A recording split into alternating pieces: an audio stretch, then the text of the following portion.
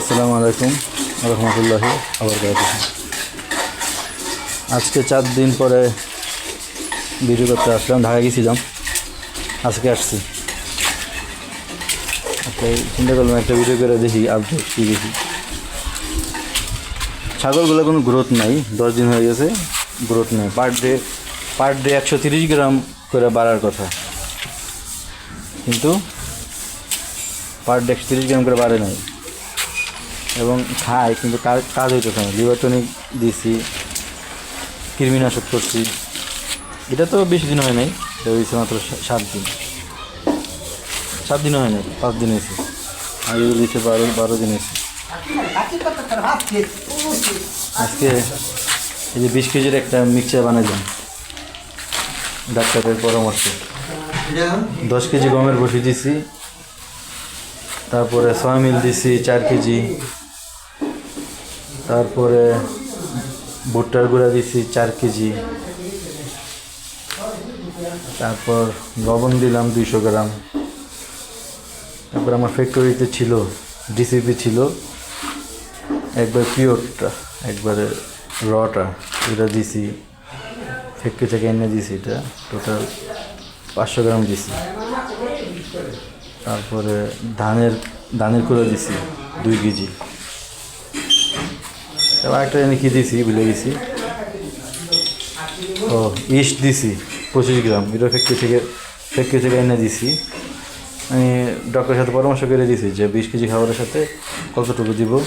ওই যে 20 থেকে 25 গ্রাম ম্যাক্সিমাম, আর বেশি দিলে গ্যাস হয়ে ছাগল মারাও যেতে পারে, এত সেন্সিটিভ এটা।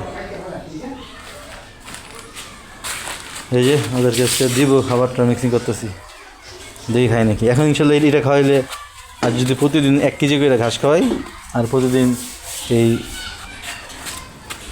দানাদারটা যদি পার ছাগলকে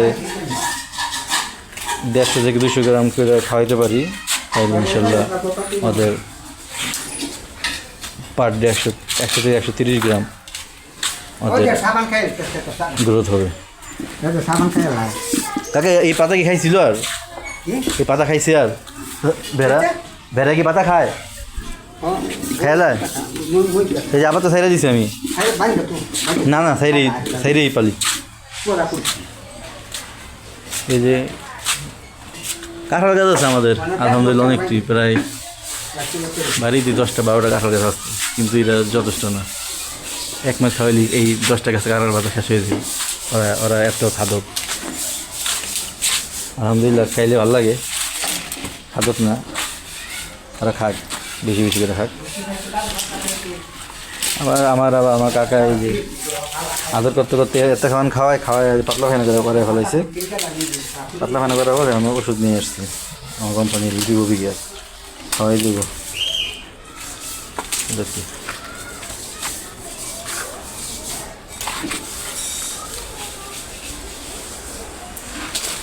এটার অবস্থা বেশি খারাপ।